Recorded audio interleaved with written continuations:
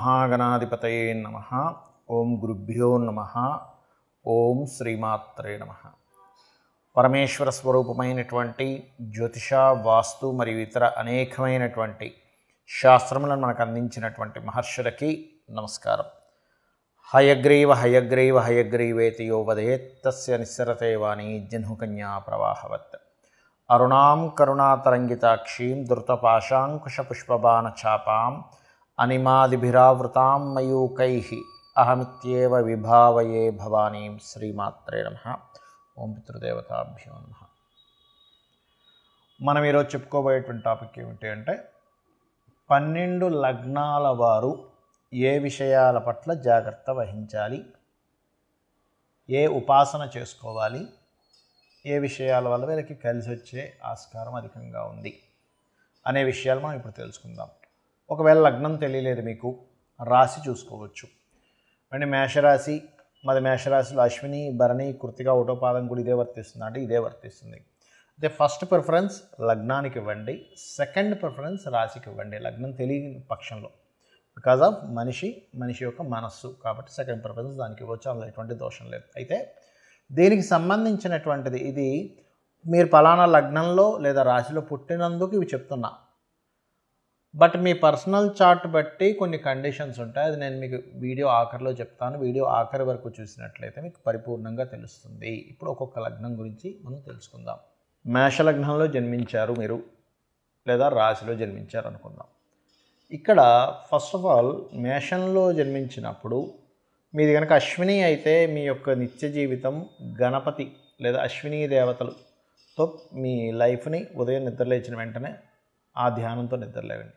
భరణి అయితే యముణ్ణి తలుచుకుంటూ, అదేవిధంగా అమ్మవారిని తలుచుకుంటూ, కృతిక అయితే సూర్యభగవానుణ్ణి మరియు స్కందుణ్ణి తలుచుకుంటూ మీ యొక్క నిద్ర లేవడం ప్రారంభించండి ఫస్ట్. ఎందుకంటే ఎప్పుడూ కూడా గుర్తుపెట్టుకోండి, మనం నిద్ర లేచిన సమయంలో ఏ దేవతామూర్తిని తలుచుకుంటామో తత్సంబంధంగా మన యొక్క మానసిక స్థితి ఉంటుంది, గుర్తుపెట్టుకోండి. అయితే మీరు మేషలగ్నంలో కనుక జన్మించారు అంటే ఫస్ట్ ఆఫ్ ఆల్ మీరు గుర్తుపెట్టుకోవాల్సింది, మీ మార్స్ కనుక పాడయ్యాడంటే కొంచెం మీరు వాహనాల మీద వెళ్ళేటప్పుడు జాగ్రత్తగా ఉండాలి. Point number 1. ఇక రెండవది ఏమిటంటే మేషలగ్నానికి మీరు ఏ కర్మ చేత బంధింపబడి ఉంటారు, ఏ కర్మలో మీరు ఇరుక్కుంటారు అంటే ఒకటే గుర్తుపెట్టుకోండి, ఎవరైనా వ్యాపారస్తులకి మీరు అప్పులు ఇవ్వడం ద్వారా, ఏదో కొన్ని డబ్బులు ఉంటాయి ఇంతకాలం సంపాదించుకున్నటువంటిది, ఒక 5 లక్షలు, 10 లక్షలు, 2 లక్షలు వాళ్ళ స్తోమతను బట్టి ఉంటాయి. వాళ్ళు ఏం చేస్తారంటే సరే వీళ్ళకి ఇస్తే ఎంతో వడ్డీ వస్తుంది కదా అనుకుంటాం. కానీ మీ జాతకంలో ఉన్నటువంటి మీరు మేషలగ్నంలో ఎందుకు జన్మిస్తారంటే ఈ కర్మ అనుభవించడానికి సర్వసాధారణంగా జన్మించడం జరుగుతుంటుంది. అంటే ఏంటి, బంధువర్గంలో ఏదైనా గొడవలతోనో లేకపోతే ఈ రకంగా ఎవరికైనా అప్పు ఇవ్వడం ద్వారా ఇబ్బంది పడటమో జరుగుతుంది. కాబట్టి మీ బుధులు బాగున్నారో లేదో చెక్ చేసుకోండి. ఒకవేళ మీరు చిట్ ఫండ్లోనే ఉన్నారు, బుధులు బాగుంటేనే వెళ్ళండి ఆ రంగాల్లోకి వెళ్ళి, అదర్వైజ్ మీరు వెళ్ళకండి దయచేసి. ఇది గుర్తుపెట్టుకోండి పర్టికులర్గా. అలాగే మరొకటి ఏమిటంటే ఇక్కడ పార్ట్నర్స్ అంటే లైఫ్ పార్ట్నర్తో ఫైనాన్షియల్ యోగము మరియు మెడికల్ రిలేటెడ్ మూలంగా మీకు ధనయోగాలు, ఎనీ ఆరోగ్య సూత్ర సంబంధించినటువంటి విషయాలు, మీకు సన్ బాగున్నాడు, ఆరోగ్య మూలంగానే మీకు ధనయోగాలు వస్తున్నట్టుగా అనిపిస్తే దాంట్లోనే మీరు బాగా వెళ్ళండి. ఎందుకంటే మీ జన్మ జాతకంలో సూర్యభగవానుడు యొక్క పాత్ర చాలా ఎక్కువగా ఉంటుంది. అంటే సూర్య నమస్కారాలు చేసుకోవడము, సూర్యుడిని ఆరాధించడము మీకు పరిపూర్ణంగా అంటే మీ పాస్ట్ లైఫ్లో ఉన్నటువంటి కర్మని పూర్తిగా తొలగించేటువంటి కారకత్వం సూర్యభగవానుడికి వస్తుంది. ఇది గుర్తుపెట్టుకోండి. మరి ఏమి నేను దానం ఇవ్వాలి, పూర్వజన్మలో చేసుకున్న కర్మ పోవాలంటే నేను ఏ విషయాలు దానంగా చేస్తే బాగుంటుంది అని చెప్పి చూసుకున్నట్లయితే ఒకటే గుర్తుపెట్టుకోండి, మీరు 2 విషయాలు చేయాలి ఇక్కడ మీ పూర్వజన్మ కర్మ తొలగడానికి. ఒకటి, మీరు ఏదైనా ఒక సేవ, భగవత్ సేవలు ఉంటాయి మనకి, తిరుపతికి వెళ్ళి చేసే భగవత్ సేవలు, లేకపోతే మన ఇంటి దగ్గర ఏదైనా ఒక ఉత్సవం జరిగేటప్పుడు ఏదైనా సేవ, దానికోసం పర్టికులర్గా మీ యొక్క జన్మ డిజైన్ చేయబడింది. అదేవిధంగా పెసలు దానంగా ఇవ్వడం ద్వారా కూడా మీరు లైఫ్లో చాలా మట్టుకు ఇబ్బంది పెట్టేటువంటి కర్మల నుంచి తప్పించుకుంటారు. ఇది గుర్తుపెట్టుకోండి. కేజీఎంబావు పెసలు, గ్రీన్ కలర్ క్లాత్ దానంగా ఇవ్వడము, విష్ణు సహస్రనామాలని, సూర్యభగవాను చూస్తే విష్ణు సహస్రనామాలు చేయడము, ఫైనాన్షియల్ గ్రోత్కి అయితే లలిత కూడా చేసుకోవచ్చు. అందులో ముఖ్యంగా సంపత్కరీ సమారూఢ సింధుర వ్రజసేవితాయ నమః నామం చేసుకోవచ్చు. బట్ మీరు పర్టికులర్గా ఈ విషయాల్లో జాగ్రత్తగా ఉండండి. ఇప్పటి వరకు మనం ఏదైతే చెప్పుకున్నామో మీది గనక పలానా లగ్నం అయితే పలానా విషయాలు జాగ్రత్తగా ఉండండి అని, పలానా ఉపాసన చేయండి అని, లేకపోతే పలానా విషయాలు మీకు అందిపుచ్చుకుంటారని, మీ లైఫ్లో ఈ విషయాల్లో బాగుంటుందని మనం ఏవైతే చెప్పుకున్నామో ఇవన్నీ కూడా మీ లగ్నం బేస్ చేసుకొని దీన్ని స్థిరంగా ఉండేటువంటి కారకత్వాలు అంటారు. అంటే పలానా లగ్నంలో పుట్టాము అంటే పంచమాధిపతి రవి అవుతాడు మేషంలో పుడితే, లేదా వృషభంలో పుడితే పంచమాధిపతి బుధుడవుతాడు, అదే మిథునంలో పుడితే పంచమాధిపతి శుక్రుడు అవుతాడు, లేకపోతే లగ్నాధిపతి బుధుడవుతాడు. ఇట్లా కొన్ని కాంబినేషన్స్ బట్టి చెప్పుకుందాం. మరి పర్సనల్ చార్ట్లో ఇది ఏమైనా మార్పు వస్తుందా అంటే ఖచ్చితంగా పర్సనల్ చార్ట్ దగ్గరికి వచ్చేసరికి మార్పు వస్తుంది. ఎలాగా అంటే చెప్తాను చూడండి. ఇప్పుడు టీటీ ఇంజెక్షన్ ఉంది. టీటీ ఇంజెక్షన్ ఏదైనా సెప్టిక్ అయితే వేస్తారు. ఇప్పుడు ఆ ఇంజెక్షన్ అందరికీ పడదు. కొంతమందికి టెస్ట్ చేస్తారు, మీరు కొంచెంసేపు కూర్చోండి. ఎందుకండి, అది అందరికీ వాడడానికే కదా అంటే కొంతమందికి స్పెసిఫిక్గా కొన్ని పడవు. కొన్ని ఫుడ్స్ కావచ్చు, కొన్ని మెడిసిన్స్ కావచ్చు, కొన్ని వాతావరణాలు కావచ్చు, కొంత నీరు కూడా. ఒక్కోసారి చూడండి, నేను వేరే దగ్గరికి వెళ్ళానండి, అక్కడ వాటర్ నాకు పడలేదండి అంటాం, అక్కడ గాలి నాకు పడలేదండి అంటాం, ఆ ఫుడ్ నాకు పడలేదండి అంటాం. ఎందుకంటామండి? మరి మిగతా 100 మంది బాగానే ఉన్నారుగా, నీకు ఒక్కడికి ఎందుకు ఇలా అయిందంటే బికాజ్ ఆఫ్ ఎవరి శరీరతత్వాన్ని బట్టి వారికి ఎలా అయితే కొన్ని విషయాలు బాగా పడతాయి, కొంతమందికి బాగా పడవు. అదేవిధంగా సబ్జెక్ట్స్ కూడా చూడండి, 40 మంది పిల్లల్ని కూర్చోబెట్టి టీచర్ చెప్తా, అందులో ఒకరికి అద్భుతంగా అర్థమవుతుంది, కొంతమందికి అసలు సబ్జెక్ట్ అర్థం కాదు. ఎందుకు?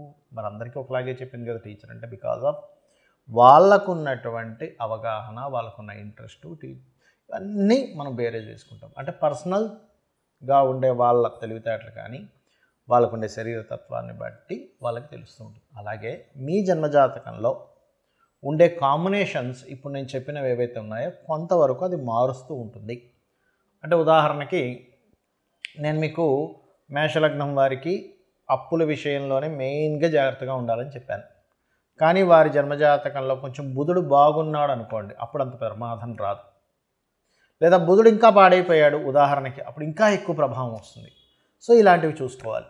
అంటే ఏమిటి, నేను ఏదైనా ఆరోగ్యం గురించి చెప్పానంటే మీ జాతచక్రంలో రవిని చూసుకోండి. రవి బాగున్నాడంటే మీరేం కంగారు పడక్కర్లేదు. రవి కనుక పాడేయాడంటే ఇంకొంచెం జాగ్రత్తగా ఉండాలి. మానసిక విషయాల గురించి చెప్పాను, చంద్రుడు బాగున్నాడు, ఎక్కువ కంగారు అక్కర్లేదు. చంద్రుడు పాడయ్యాడు, అప్పుడు మీరు ఏ బియ్యం దానం ఇవ్వడమో చేయండి. అలా కాకుండా యాక్సిడెంట్స్ లేకపోతే భూ వివాదాలు ఎక్కువగా ఉంటాయి ఈ లగ్నం వారికి అని చెప్పాను అనుకోండి, అప్పుడు మీరు చేయవలసింది ఏంటంటే కుజుడు బాగున్నాడా టెన్షన్ ఏం పెట్టుకోకండి. కుజుడు పాడైతే అప్పుడు మీరు కందులు దానంగా ఇవ్వడం, సుబ్రహ్మణ్యేశ్వర స్వామి ఆరాధన చేసుకోవడం, వారాహి అమ్మవారి ఆరాధన చేసుకోవడం చేయండి.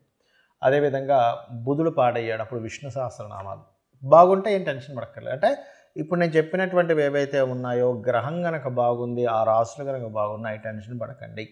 ఆ రాసులు బాగోలేవండి, ఆ గ్రహం పాడైంది, మరింత ఎక్కువ జాగ్రత్త తీసుకోండి నేను మీకు క్లారిటీ ఇస్తున్నాను. అదేవిధంగా గురువు అయితే శనగలు దానంగా ఇవ్వడం, గురువులు అంటే ఏదైనా బంగారానికి సంబంధించినటువంటి టీచింగ్ లైన్స్ సంబంధించిన విషయాల్లో కొంత జాగ్రత్తగా ఉండాలి. శుక్రుడైతే వివాహ సంబంధించిన విషయాల్లోని, శని భగవానుడైతే మీరు చేసే జాబ్ రిలేటెడ్ సంబంధించిన విషయాల్లోని, హెల్త్ విషయాల్లోని, రాహు అయితే విదేశాలకు వెళ్ళి అక్కడ ఉండేటువంటి విషయాల్లోని, కేతు అయితే కొంత ఆధ్యాత్మికత లేదా కొంత వైరాగ్య సంబంధించిన కొంతమందికి వస్తుంటుంది. అది పర్టికులర్గా ఏంటంటే కొన్నిసార్లు అయ్యో ఇటువంటి వైరాగ్యం ఈ సమయంలో రావడం ఏమిటి అనుకుంటూ ఉంటాం. ఏది మన మహాభారతంలో ఆ యొక్క యుద్ధం జరిగే సమయంలో అర్జునుడికి వచ్చినట్టు, అంటే ధర్మాన్ని వీడి ఒక రకమైన వైరాగ్యం. అప్పుడు కృష్ణుడు లాంటి వాడు మనకు కావాలి. ఆ శ్రీకృష్ణ పరమాత్మ యొక్క భగవద్గీత ఎవరైతే వింటారో ఈ వైరాగ్యం కూడా తగ్గుతుంది. సో నేను చెప్పినటువంటివి పర్సనల్ చార్ట్లోకి వచ్చినప్పుడు కొంత మార్పు వస్తుందనేటువంటి విషయాన్ని మీరు అర్థం చేసుకుంటూ నేను చెప్పినటువంటి పరిహారాలు మీరు చేసుకొని ఆ పితృదేవతల అనుగ్రహం కూడా పొంది లలితాంబిక అమ్మవారి యొక్క అనుగ్రహం కూడా పొందాలని మనస్ఫూర్తిగా కోరుకుంటూ మీ యొక్క జీవితాలు మరింత ఉజ్వలంగా మరింత సక్సెస్ఫుల్గా సాగాలని మనస్ఫూర్తిగా కోరుకుంటూ శ్రీమాత్రే నమః.